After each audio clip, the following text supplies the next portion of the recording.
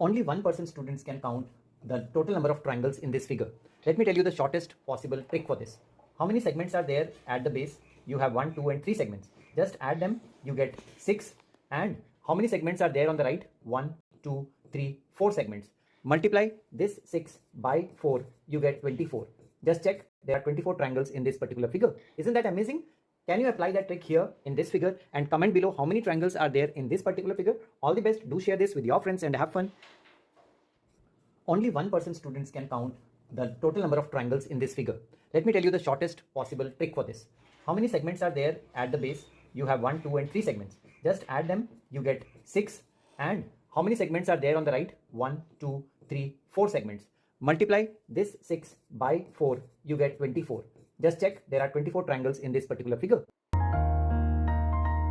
आज मैं आपको बताऊंगा इसकी बहुत तगड़ी ट्रिक क्या है, और जिसका सबसे पहले अक्की कह देंगे सबसे पहले उसका आंसर बताऊंगा। तो पहले ऐसे गिन लो खाने कितने, 1 2 3 4 5। तो 5 है तो 5 नंबर लिख लो, 1 2 3 4 5 नंबर हो गए। अब जो 1 है उसके सामने 1 डायरेक्ट लिख लो। फिर 1 के क्रॉस में क्या है, 2 1 और 2 3, 3 और 3 क्रॉस में ही आना है, 6 और 4 10, 10 और 5 15। इन सब का योग कर लो, 35 बन गया। 35 अभी आंसर नहीं है। उसके बाद नीचे से ऊपर की ओर जाना है और पहली वैल्यू को काटना है। तो इसे काट दो, इस पे राइट लगा दो, इसे काट दो, इस पे राइट लगा दो, इसे काट दो। यानी नीचे से ऊपर जाना है, पहली काटनी है, फिर राइट, फिर काटनी, फिर राइट, ऐसे चलना है। तो राइट कहां लगा है, 10 और 3 13। तो 35 में 13 जोड़ दो, 48 आंसर होगा। अब इसे भी करके दिखा दूं। तो मैंने कहा 1 2 3 4, कितने खाने, 4 तक काउंटिंग। 1 के सामने 1 और 2 3 और 3 6, 6 और 4 20 टोटल बन गया। पहला वाला काट दो, फिर राइट, फिर काट दो, फिर राइट। तो 6 और 1 7 पर लगाए तो 20 में 7 जोड़ दो, 27। इसका आंसर क्या होगा, कमेंट सेक्शन में सब लोग बताएंगे।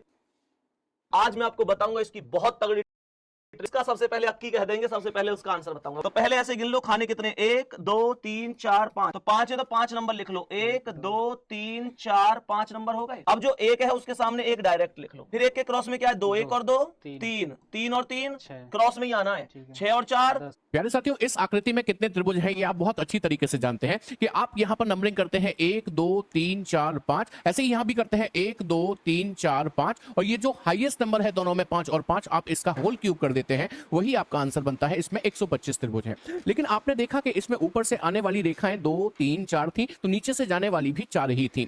लेकिन यदि आपके सामने ऐसा सवाल आ जाए जिसमें ऊपर से आने वाली 4 हो और नीचे से जाने वाली 3, यानी कि अलग अलग संख्याओं में ऊपर से आने वाली अलग, नीचे से जाने वाली अलग, तब ऐसे केस में इसका आंसर कैसे निकालते हैं, आइए सीखते हैं एक शानदार सी शॉर्ट ट्रिक। इसे लिखेंगे 1 2 3 4 5। ऐसे ही यहां से लिखेंगे 1 2 3 और ये 4। अब आपको क्या करना है, इन दोनों नंबर्स का आपस में मल्टीप्लाई करना है, यानी कि 5 गुणा 4, और इसमें मल्टीप्लाई करना है इन दोनों नंबर्स के सम का, यानी कि 5 और 4 को जोड़ लिया जाए तो 9 का, और इन सभी का हाफ करके आप निकालेंगे तो आपको आंसर मिलेगा 5 9 45 और 45 दूनी 90।